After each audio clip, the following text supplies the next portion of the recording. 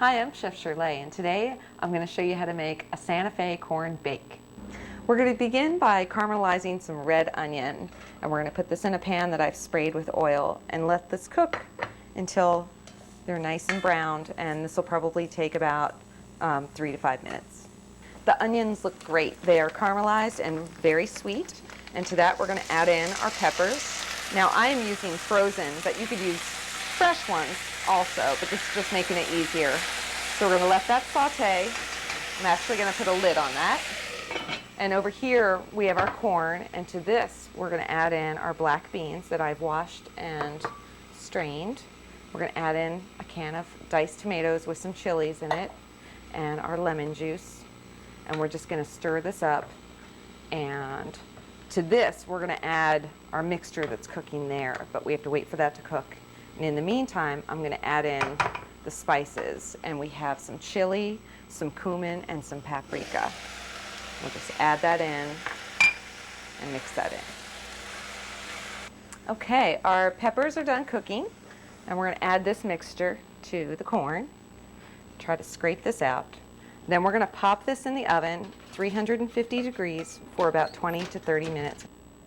Our bake is out of the oven, and I plated it up. Now this would be great with any kind of grilled meats or fish. This would also be great served hot or cold. And you could even dip some chips in it.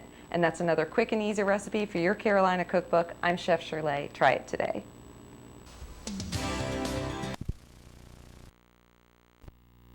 Food producers of the Goodness Grows in North Carolina program. For the freshest produce, it's got to be NC tomatoes. Hi, I'm Chef Shirle, and today I'm going to show you how to make a traditional Spanish gazpacho. We're going to start by putting about 1 inch of water into a food processor. And to that, we're going to add in some day-old French bread. And I used about half of the loaf here, and we're just going to soak that in the water. And while that is soaking and absorbing all that, we're going to start by cutting our vegetables. And I'm going to start by cutting a tomato. And as you can see, I've already chopped up my cucumber, my red pepper, my green pepper, my onion, and some garlic. And you want to use about 3 of these large-sized tomatoes. Now, when I lived in Spain, I found out that gazpacho is actually a meal that was made for the workers out in the fields. When it was so hot, they would just take the vegetables that were around in the field and add some bread to it and make this cold soup. And it would just give them energy to continue working throughout the hot temperatures. Our bread has absorbed almost all the water, and I'm just going to pulse this a few times just to break it up.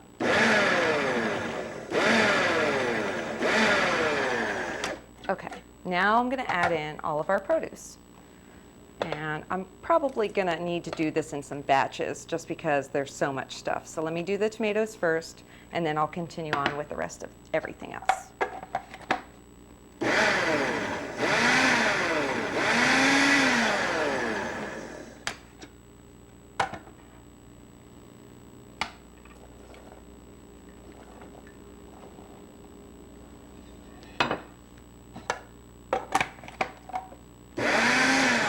All of our ingredients have been pureed, and to this I'm going to add in some red wine vinegar, some paprika and some cumin, some salt, and our olive oil. And again, I'm going to give this another whiz in the processor.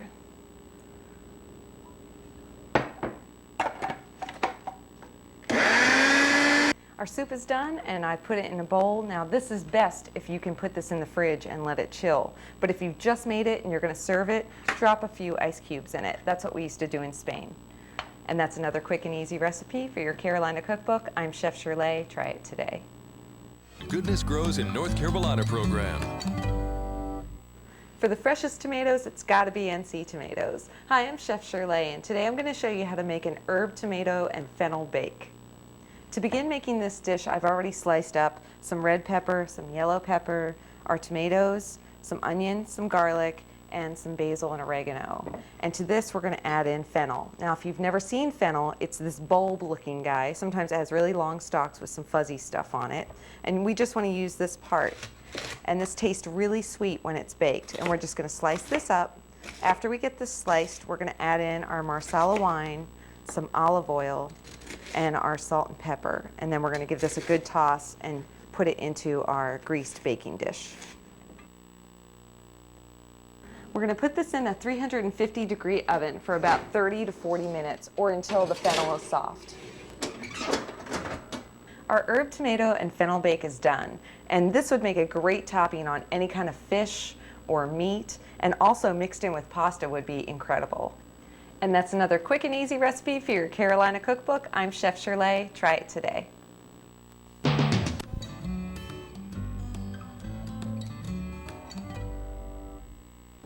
Today I have a great Southern style recipe for these hot summer days. Hi, I'm Chef Shirle, and today I'm going to show you how to make scallops and cornmeal with a mint sauce.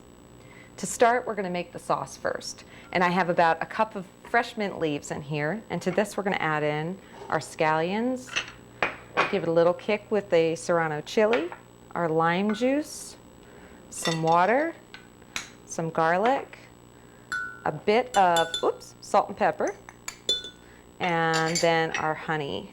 And we're going to put a lid on this and puree it until it's smooth. Now for the scallops, I put some cornmeal in a bowl and I seasoned it with a little bit of paprika and salt and pepper. You can just do it plain if you want. And you want to coat these guys really well, and then we're going to put them in some hot olive oil and cook them for about 3 minutes on each side.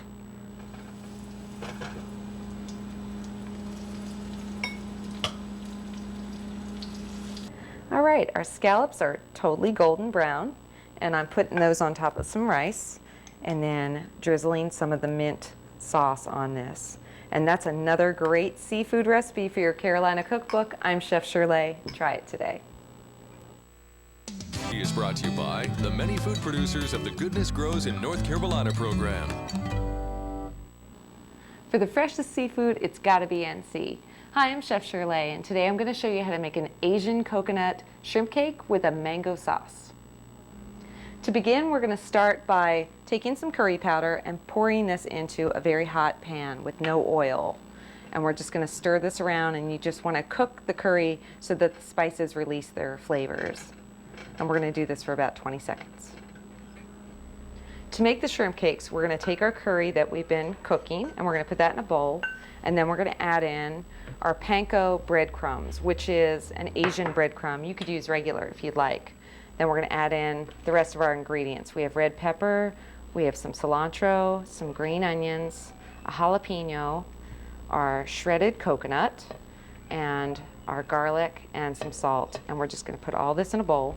Then we're also going to add in some coconut milk, make this more Asian, some soy sauce, and chopped shrimp, and then we're going to add in a beaten egg, and we're going to mix this all very well and then cover it with plastic and put it in the fridge for about a half hour.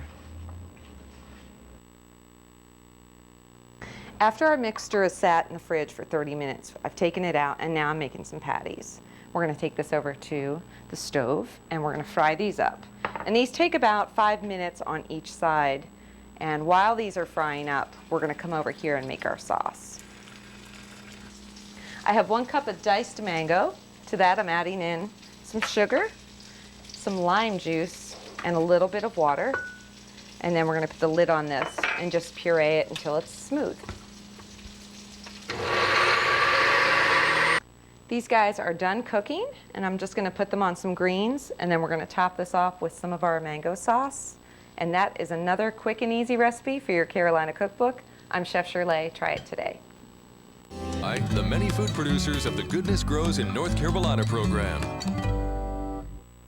For the freshest spinach, it's got to be NC. Hi, I'm Chef Shirle, and today I'm going to show you how to make a Greek-inspired spinach and feta bake.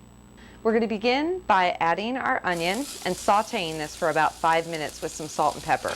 And after that's done, we'll add in our garlic and constantly stir it until that's browned and incorporated. The onion and the garlic are totally caramelized. And now we're going to add in our spinach. And we're going to cook this for about 5 minutes until it's heated through.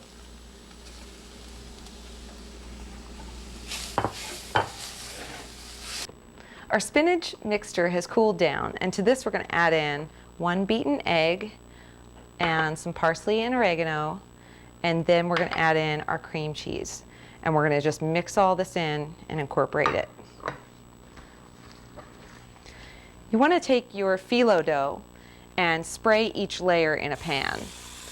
And that way, every single layer has some oil on it. You could brush this with butter too, but this is way less fattening.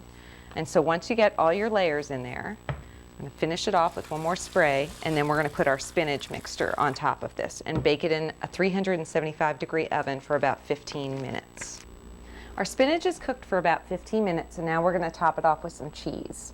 And then we're going to pop this back in the oven for about 5 minutes until it's melted. Now I like to think of this as a thin crust Greek pizza. And that's another recipe for your Carolina Cookbook. I'm Chef Shirle. Try it today.